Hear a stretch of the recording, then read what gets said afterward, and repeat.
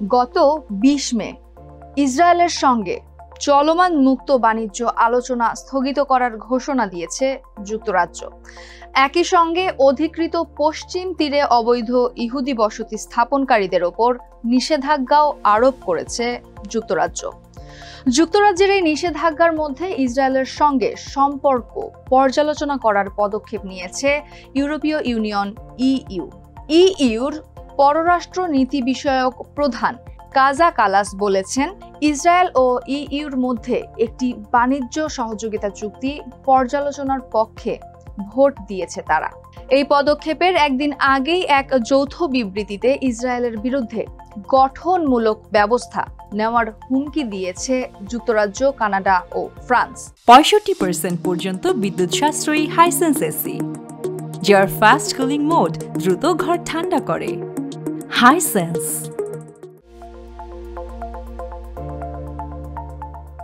2022 সালের জুলাইয়ে যুক্তরাজ্য ও ইসরায়েল একটি মুক্ত বাণিজ্য চুক্তি FTA নিয়ে আলোচনা শুরু করে।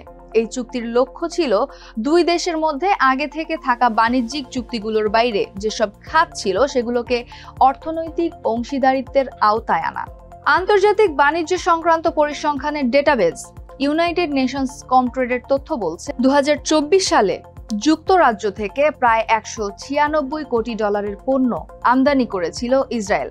ওই বছর যুক্তরাজ্য ছিল ইসরায়েলের 11তম বৃহত্তম আমদানি অংশীদার। যুক্তরাজ্য থেকে আমদানি করা প্রধান পণ্যের মধ্যে ছিল জেট ইঞ্জিন, বৈদ্যুতিক সরঞ্জাম, ওষুধ এবং গাড়ি। অন্যদিকে ইসরায়েলও 2024 সালে যুক্তরাজ্যে রপ্তানি করে প্রায় 157 কোটি ডলারের পণ্য, যার মধ্যে উল্লেখযোগ্য ছিল হীরা, রাসায়নিক দ্রব্য, যন্ত্রপাতি এবং ইলেকট্রনিক্স পণ্য। 2024 সালে বৈশ্বিক বাণিজ্যে ইসরায়েল গুরুত্বপূর্ণ একটি অংশীদার হিসেবে আত্মপ্রকাশ করেছে।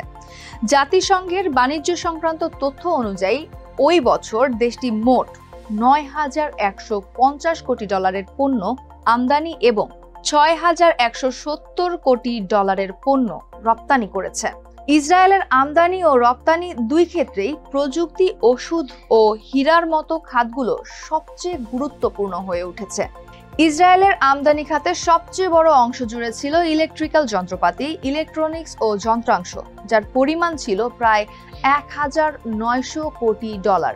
এর পাশাপাশি গাড়ি, ট্রাক, বাস ও উড়োজাহাজ সহ যানবাহন খাতে প্রায় 1,000 কোটি ডলারের আমদানি হয়েছে। রাসায়নিক ও ঔষধজাত পণ্যের আমদানি ছিল 800 কোটি ডলার, খনিজ সম্পদের আমদানি 700 কোটি এবং রত্নপাথর ও গহনার আমদানি 400 কোটি ডলার। অন্যদিকে রপ্তানির দিক থেকেও ইসরায়েল প্রযুক্তি নির্ভর অর্থনীতির সুবিধা নিয়েছে। দেশটি ওই বছর প্রায় 1,800 কোটি ডলারের ইলেকট্রনিক পণ্য, যন্ত্রপাতি ও যন্ত্রাংশ রপ্তানি করে। ওষুধ ও রাসায়নিক পণ্য রপ্তানির পরিমাণ ছিল 1,000 কোটি ডলার। আর পলিশ করা হীরা সহ রত্নপাথরের রপ্তানি ছিল প্রায় 900 কোটি ডলার। এছাড়া অপটিক্যাল প্রযুক্তিগত ও চিকিৎসা সংক্রান্ত যন্ত্রপাতি রপ্তানি হয়েছে 700 কোটি ডলার এবং খনিজ পণ্য রপ্তানি হয়েছে 500 কোটি ডলারের। ইসরায়েলের রপ্তানি বাণিজ্যের একটি মূল চালিকা শক্তি হলো তাদের ইলেকট্রনিক্স খাত।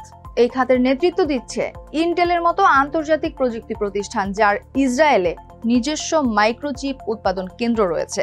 একই সঙ্গে সামরিক ও বেসামরিক ইলেকট্রনিক্স উৎপাদনে বিশেষায়িত প্রতিষ্ঠান এলবিট সিস্টেমস ও আরবোটেক উল্লেখযোগ্য ভূমিকা রাখছে।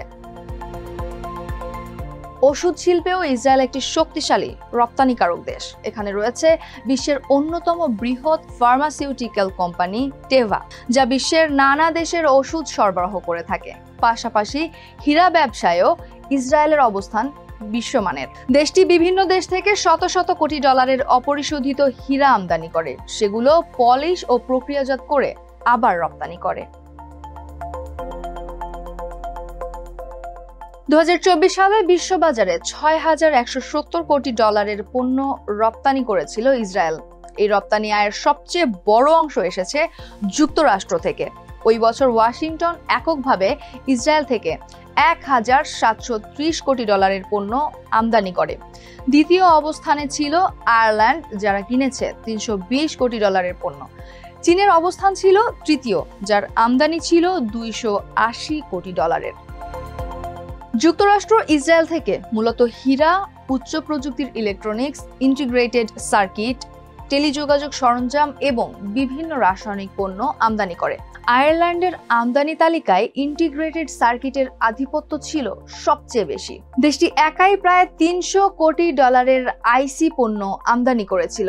অন্যদিকে চীন ইসরায়েল থেকে যে পণ্যগুলো কিনেছিল তার মধ্যে রয়েছে অপটিক্যাল যন্ত্রপাতি, ইলেকট্রনিক যন্ত্রাংশ ও রাসায়নিক উপাদান। এই তিনটি দেশের পাশাপাশি ইউরোপ ও এশিয়ার আরও কয়েকটি দেশও ইসরায়েলি পণ্যের বড় ক্রেতা হিসেবে উঠে এসেছে। 2024 সালে নেদারল্যান্ডস 274 কোটি, জার্মানি 237 কোটি, ভারত 231 কোটি, হংকং 200 কোটি, বেলজিয়াম 151 কোটি, ফ্রান্স 143 কোটি, ইতালি 120 কোটি, ব্রাজিল 115 কোটি, স্পেন 97 কোটি, দক্ষিণ কোরিয়া 91 কোটি এবং জাপান $90 কোটি পণ্য আমদানি করেছিল ইসরায়েল থেকে। বিভিন্ন দেশ থেকে 2024 সালে ইসরায়েল $9,150 কোটি পণ্য আমদানি করেছিল। সে বছর দেশটিতে সবচেয়ে বেশি $1,900 কোটি পণ্য রপ্তানি করেছিল চীন। যুক্তরাষ্ট্র রপ্তানি করেছিল $940 কোটি পণ্য। ইসরায়েলে $560 কোটি পণ্য রপ্তানি করে তৃতীয় অবস্থানে ছিল জার্মানি। 2024 সালে ইসরায়েলে চীন মূলত রপ্তানি করেছিল ইলেকট্রনিক গাড়ি, মোবাইল ফোন, কম্পিউটার ও বিভিন্ন ধরনের ধাতু। যুক্তরাষ্ট্র রপ্তানি করেছিল বিস্ফোরক, হীরা, ইলেকট্রনিক্স ও রাসায়নিক পণ্য। প্রতি বছর যুক্তরাষ্ট্র থেকে শত শত কোটি ডলারের সামরিক সহায়তা পায় ইসরায়েল। সেই অর্থ আবার যুক্তরাষ্ট্র থেকে অস্ত্র কিনতে খরচ করে তারা।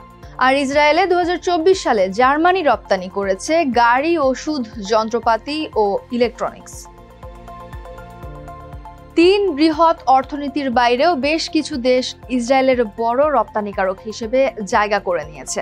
ইতালি রপ্তানি করেছে 362 কোটি, তুরস্ক 286 কোটি, রাশিয়া 237 কোটি, ফ্রান্স 220 কোটি, দক্ষিণ কোরিয়া 215 কোটি, ভারত ও স্পেন উভয়েই 207 কোটি, জাপান 194 কোটি, নেদারল্যান্ডস 153 কোটি, ভিয়েতনাম 145 কোটি এবং সুইজারল্যান্ড $135 কোটি পণ্য।